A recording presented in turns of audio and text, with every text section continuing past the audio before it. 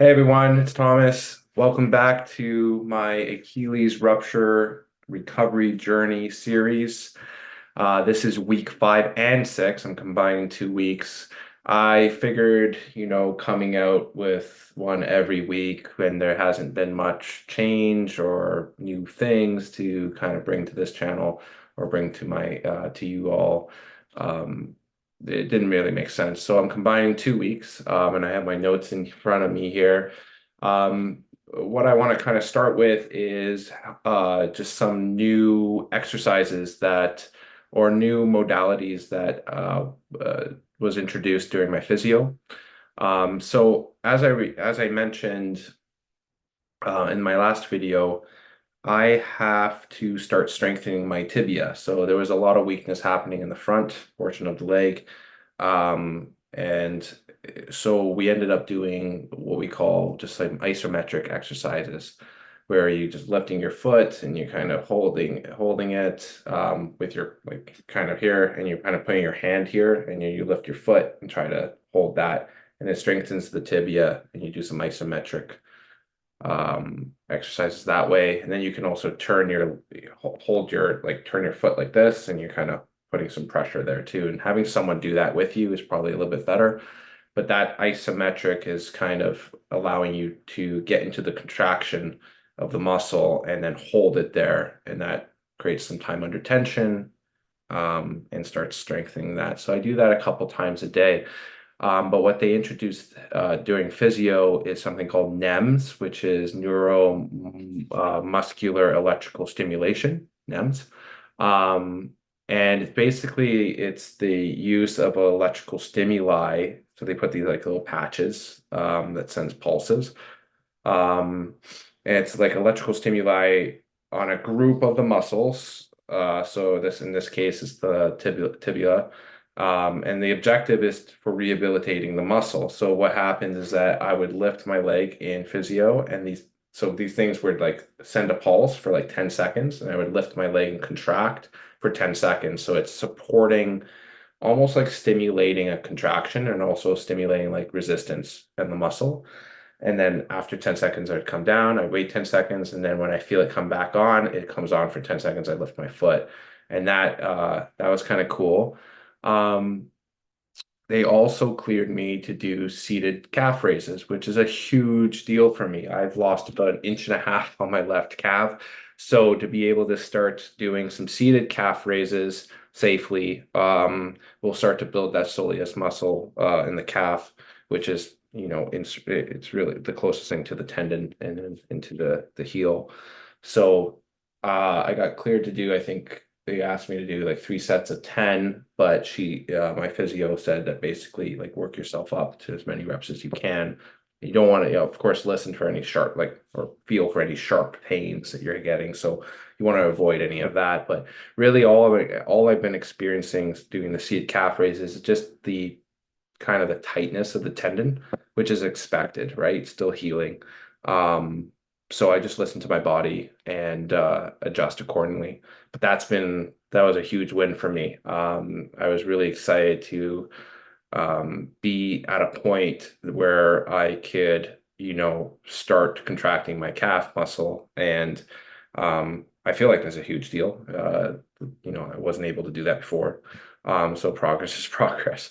And then this week they actually put the NEMS on my calf muscle too. So I was doing the same seated calf raise with that NEMS, that electrical stimulation, to help me with the contraction and give me a little bit almost like the stimulation of like resistance in that area, which is fantastic. So that's really, really cool stuff.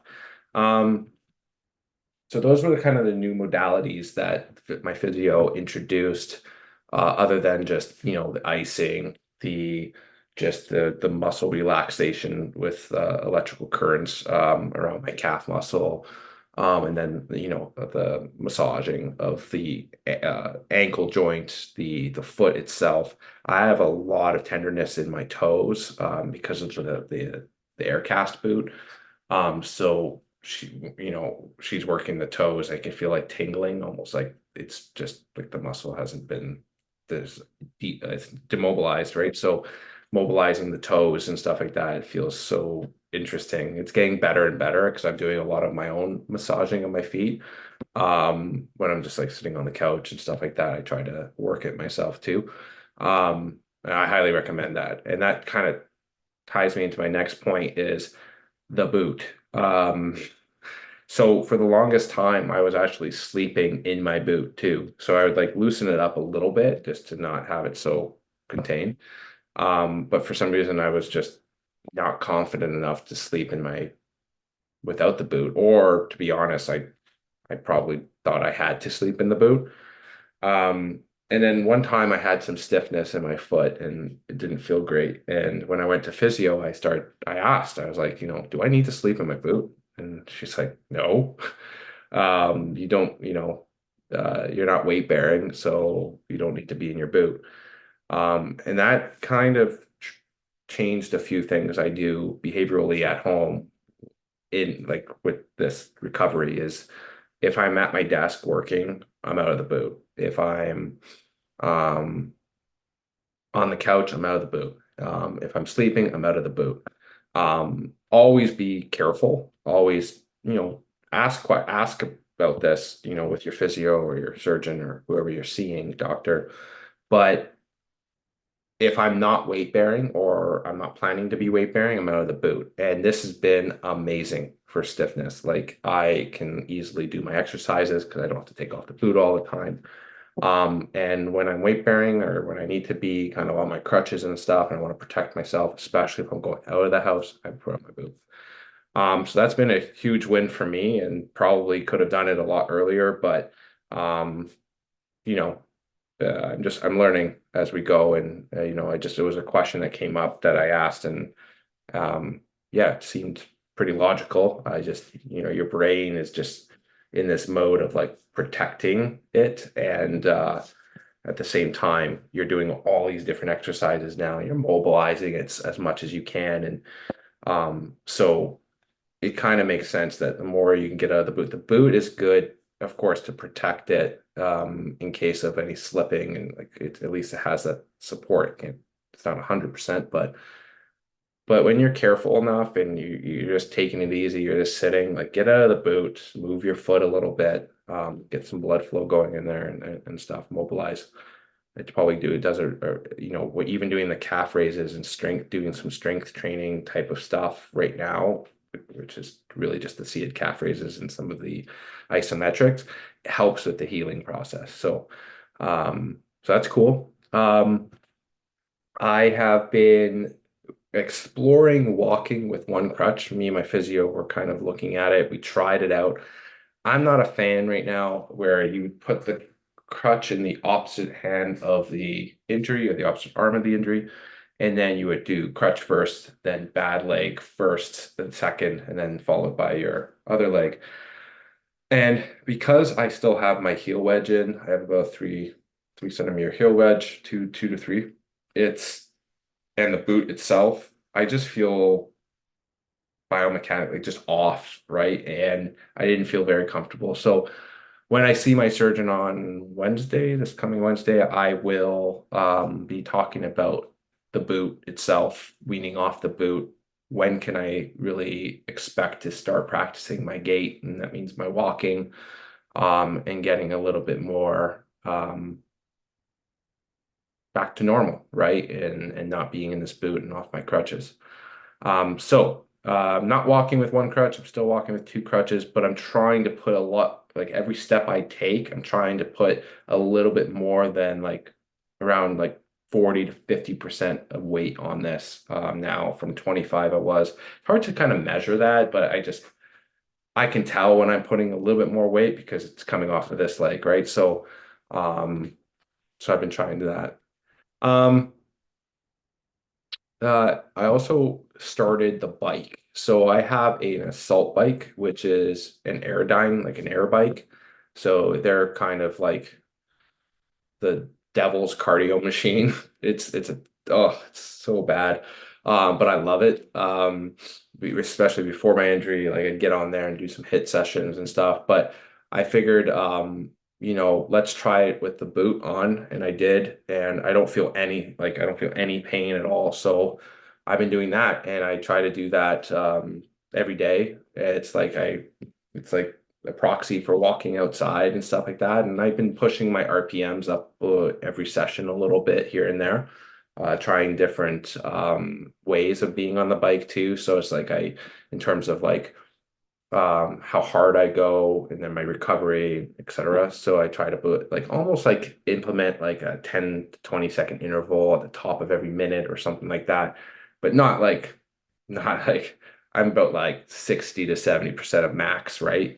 When I'm in that interval anyways. So I'm going slow because I don't want to push it, but I feel like just the fact I'm moving, some of my hips, my quads are getting activated because it's knee flexion is happening. Um, and I'm getting movement is blood flow. It feels good in my mind. So it's getting, my body getting warm and it's just exercise, right? So that feels really good. And my physiotherapist was a little skeptical when I first brought it up. But then when I explained to her the machine, I'm like doing a lot of movement with the arms because in air bike you move with the arms and the pedals. Um, so I can compensate for not pushing so hard with the bad leg on the pedal by using a little bit more upper body. So it's a really good machine actually for recovery. Now that I think about it. Because even if I get too tired, I can put my legs up on these little pedestals and then just move the machine, which is fantastic. Um, so that's been good, but I just want to kind of discuss on my overall exercise routine because as you guys are aware, I'm, you know, a very active individual, especially around exercise and movement. Like to play sports, but exercise, lifting weights and stuff like that was kind of my thing. So in the morning, what I try to do is a lot of foot mobility. So I do all my exercises I need to do, some hip exercises that have been given to me while I'm lying in bed, which is great. I do some of my foot mobilization and seated calf raises. Then I'll get up, get on the bike, do like 20 minutes. I've maxed out about 20 minutes so far. I haven't pushed it past that. And then in the afternoon, typically I do an upper body movement pattern, which is like my main exercises. I'm not going to go into many details, but my main exercises are I do pull-ups. So I have a pull-up bar in my room. Um, Dumbbell overhead press. I do some dumbbell chest presses, lateral raises, or do different exercises for my arms. Been doing a lot more forearm exercises, just because, I can. Um, uh, you know, and then a couple times a week, I'll do some more core movements while I'm on the mat. Um, and and a little bit more like hip strengthening versus just like hip mobilization exercises. So I have like a band that I put around my knees and I do some like clamshells, I do some frog pumps, I do like hip raises. Um, yeah, so I kind of do a little bit of whatever I can. I'm probably exercising 5 days a week still. I try to capitalize on the movement patterns. So, for example, like full body movements like pull-ups, overhead presses, um, chest presses. Those are my main core ones because utilize a lot more muscle groups. And so, you know, with a full-time job, with two kids, with other responsibilities, and this leg, I gotta, get in, get out, but also enjoy it. So I want to make sure that I capitalize with those movement patterns and do those because I think they'll at least keep me sustained until I'm feeling better. I can get a little bit more active and back into everything. So yeah, so that's week 5 and 6. I have an exciting week 7 coming up. With my specialist, week 7, week 8. So I'm seeing him at the start of my week 8 of recovery. So it's already going to be in the week 8, which is 8 to 12 is kind of the latter part of the protocol, the recovery protocol. So I'm in the last third of my recovery protocol, which is pretty exciting. It's also the most dangerous part. So wish me well, because once you get out of the boot, you're more exposed to accidents, and that's where sometimes a re-rupture can happen. So I have to be very, very careful. But I'm super excited. My mindset's a little bit better. I've kind of come to terms with the length of this recovery and what it all means, and I'm trying to find ways through it and keep my mind healthy and keep myself focused on recovery and focus on all the great stuff that should come out after all this. So, yeah, so that's my week 5 and 6. I hope that was helpful to kind of give you an idea around this time frame of your recovery, what to expect, new exercises, new potential modalities in your physiotherapy, an idea, we're all different, right? We're all going to recover different. You may have had surgery. I chose not to have surgery, so you may be a little, earlier in some of the modalities or introduction of like calf raises, for example. But soon, hopefully, I can be out of this boot. I can do some more strength exercises. Time will tell. So I hope this was helpful. And please stay tuned for more coming out of this channel and on this series and potential future series on different things in my life. So thanks for joining, and take care.